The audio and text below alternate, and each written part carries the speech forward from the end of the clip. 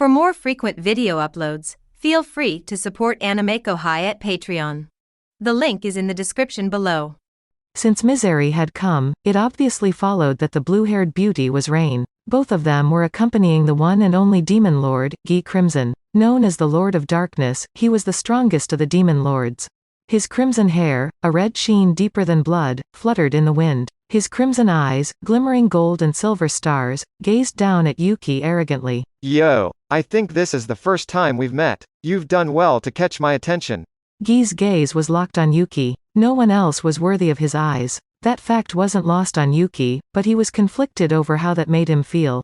When Footman was easily beaten by Misery, he could measure just how strong they were. Or rather, he could tell by the color of their hair and by those special maid suits. Kigali, also known as Kazalim, and Clayman had mentioned these people. These three fit the bill. In other words, the person in front of him stood at the top of the world. His position was Yuki's end goal. As long as his ambition was to conquer the world, he would have to clash with this enemy one day. Is that so? You must be the so-called strongest demon lord, Gi Crimson. It's an honor to meet you. My name is Yuki Kagurazaka. I never expected you to come to me. Were you looking to team up? Yuki mustered a smile without being intimidated by Gi. Naturally, that was just wishful thinking. He could tell just by looking at how Misery was handling Footman right now. It was plain as day that Gi and his maids did not come to forge any alliances. Even though he was faced with overwhelming danger, Yuki still tried to put on a friendly tone. This was his unique way of negotiating. He would often throw out a wild statement to get a reaction, in an attempt to gauge his enemy's intentions. You're an interesting fellow. You've got plenty of guts to be saying that straight to my face. Now that's not a bad proposition, but you seem to be Leon's enemy. Besides, weren't you planning to head east? I personally don't want Rudra to accrue any more power. Negotiations failed. Yuki knew from the start that Gi would not have accepted the ludicrous proposal. But he didn't let that discourage him, instead reading deeper into Gi's words. Rudra was the name of the emperor of the Eastern Empire, the Nazca Namrium Ulmeria United Eastern Empire. He figured those two had some kind of relationship, one evidently tainted by bad blood. So is he trying to get rid of us before we can run to the east? I don't really want to make the strongest demon lord my enemy, but I suppose there's no other way out, considering how things have developed. He wouldn't be able to avoid conflict with Gi. They had no chance of escaping unscathed. Under these circumstances, he couldn't resort to trickery, either. With all other options blacked out, his best bet was going all out against Gi. Yuki finally came to a conclusion. Never mind, then. Since we're enemies, this timing is impeccable. Before I move my base to the east, I can see just how strong the strongest demon lord is for myself. Yuki answered, practically taunting Gi. An overwhelming sense of excitement welled from his heart. He had been hiding his full strength all this time, but he had to let loose against the strongest of the demon lords, if he wanted even an inkling of a chance. The thought of failure never crossed his mind as he stepped forward. Yuki was incredibly confident. So much so, that he wagered he could beat absolutely anyone in a one-on-one fight. He saw Chronoa go berserk, which only reminded him of how dangerous she was. But that was all there was to it. It would be a tough battle, but he was sure that he would come out of top if he gave it his all. She wasn't alone though. There were still several hostile demon lords with her, that being Leon and Ruminas. And that good-natured Rimuru, too, had surely guessed Yuki's true intentions.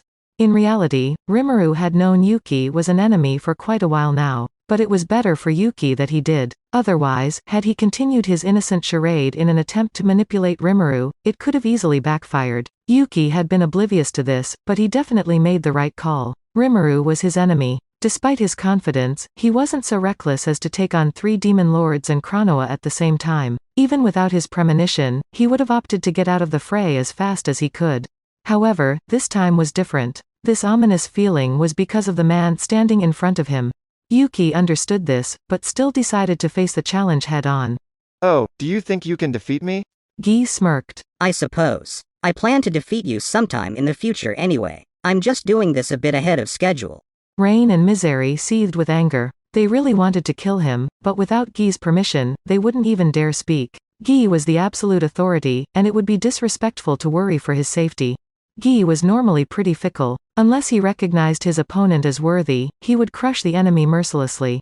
Rain and Misery worked hard to gain his approval, and if they were to cause any trouble, he wouldn't hesitate to kill them. Gi was overwhelmingly powerful and could easily beat the two of them. Laplace couldn't move a muscle. Like a rabbit petrified by the gaze of a snake, that analogy seemed fitting. If Laplace tried to save Footman, Rain would fight back.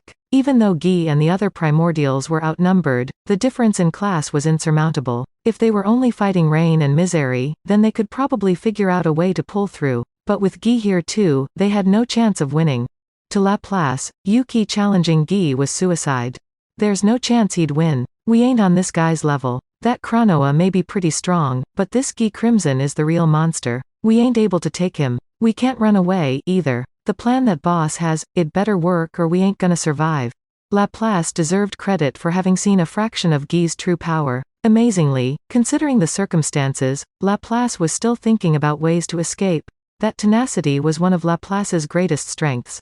He knew Yuki was strong too, albeit constantly hiding his true strength from even his companions. Laplace didn't know whether it would be enough to fight Guy or not. If Yuki couldn't win, Laplace planned to save Footman and run away with Tyr. Yuki would surely catch on to Laplace's plan and act accordingly. This would only work out because of their mutual trust. The problem lay with Rain and Misery though. They were no ordinary enemies, either. They wouldn't sit back and let him get a chance to help Footman. Laplace was rooted in place. He had to carefully weight his every move. Gotta figure out a way to save Footman. While his mind was working on a solution, something unexpected happened. Hey, let him go. Guy ordered Misery. There was no way she'd go against his order. She quickly released Footman. How complacent. But now we have a chance to escape. Laplace began to think more positively, but it seemed things weren't going to be that easy. Don't worry, if you manage to beat me, I'll let you guys go. I won't touch even a hair on you guys. Guy's challenge contradicted itself. If they could beat Guy, wouldn't they be able to just walk away anyway? His declaration was troubling. The situation was becoming increasingly hopeless. He prayed that Yuki would win as he watched the battle. Yuki was the first to move. With absolute confidence in his immunity to magic and skills, he fearlessly launched a kick at Guy.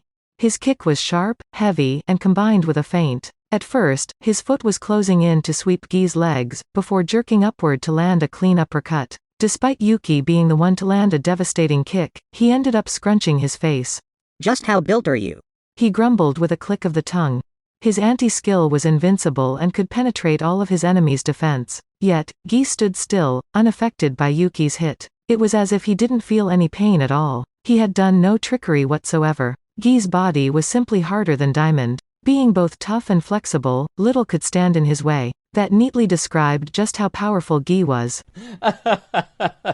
That tickled. I'd hardly call this a fight. Entertain me more, or I'll kill everyone here. Guy laughed as he ignited a small flame in his palm. It was the elemental magic napalm burst, a jet of flames that took the shape of a dragon, diving at his target with its long and narrow body. Its goal was to relentlessly attack the target until they were toasted. Burning at several thousand degrees, any normal man would become charcoal in an instant. This flame dragon closed in on Yuki. It's a waste of effort. Yuki shouted. Magic doesn't work on. He was about to take another careless swing at Guy when suddenly a shiver ran down his spine and he jumped away. Ho, your instincts are quite sharp. Guy said with a smile. Yuki had no time to retort, as he had thrown himself on the ground and was rolling around, trying to quell the flames. Without a doubt, the effect of anti-skill prevented Yuki from getting harmed by Guy's magic. However, at the same time, the supposedly nullified magical flame was still burning. It didn't behave like a typical magical flame. This one burnt oxygen, depriving it from the air. A tad too slow, and Yuki would likely have suffocated. Although it felt like a long time, it all happened in the span of just a few seconds, meaning Yuki got off without getting hurt. Had he not noticed the depleting oxygen, he would have continued attacking Guy and definitely tasted defeat. Having realized this in time, he opted to extinguish the fire, despite it making him look like a buffoon. And from Guy's reaction, a daunting thought settled in Yuki's mind. While he didn't want to admit it, he had to be sure. Without necessarily expecting Guy to give him an answer, he took a chance and asked while standing up. Why didn't you attack me again? Are you actually trying to fight me fair and square? Don't play dumb. Surely you have realized by now that I have already discovered the secret behind your power. As I suspected, Yuki thought bitterly. His anti-skill was versatile and could cancel any form of power it encountered, but when it was used against arts, which were made by fusing magic and a skill, he could not nullify both of them at the same time. That was its only flaw, his only weakness. All physical enhancements aside, Yuki was still human. Even if he could fight toxins with antibodies, he could not live without oxygen. The weaknesses of his humanity, Yuki now realized, put him at a disadvantage. Guy stood there casually. I know someone who can cancel out magic perfectly, but I would still win in a fight. That's because they couldn't cancel anything other than magic. As far as I know, there is no way to completely defend against the laws of physics in this world. When you specialize in one thing, you'll be vulnerable to another. But you don't only seem to be able to counter magic, but skills as well. Guy, looking down on Yuki, revealed his thoughts without attacking any further. His lax attitude was all calculated. It would have been easy for Guy to kill Yuki outright, but that wouldn't have been fun. Instead, Guy wanted to destroy Yuki's confidence first, and then watch him admit defeat in despair. He had figured out Yuki's physical constitution when Yuki first attacked. Guy had already seen through his quirk. He even planned a counter for it. So what if Yuki was able to cancel magic and skills? As long as he was human, it would be a piece of cake to beat him. Humans are fragile. Their frail bodies had plenty of weaknesses to exploit. Guy didn't need to think too hard to come up with various ways to kill a human. Besides, Yuki's physical abilities were far inferior to Guy. When Yuki launched his kick, Guy only left a tiny barrier as defense, but even that was too much for Yuki's kick to penetrate, leaving not even a nick. In terms of magicule capacity, comparing the two of them was almost comical. Guy's magicules could rival a true dragon, so even if Yuki cancelled his magic, he could immediately recast it without a hitch. If I just wanted to kill you, then I wouldn't have come here myself. Now since I'm here, you'd better amuse me. Guy provoked Yuki, arrogant as he stood over him. He wanted to make Yuki desperate enough to go all out, and then he would promptly beat him to a pulp. Yuki had painfully figured out what Guy was planning, but he couldn't muster a retort. His remaining confidence disappeared from his face. He started analyzing the situation, desperately trying to figure out a way to get through this. That's it for this video, guys. Thank you for always watching my videos and supporting my channel. Shoutout to Wabalabadabdab, Samuel Apeji, Luminous Ekati, Josie Engada, Ruben Turico, Haha Luke Dolp, Paich Nidia Gaming, Kyle Fortin, Silvery Blue, and last but not the least, shoutout to Paul Smith.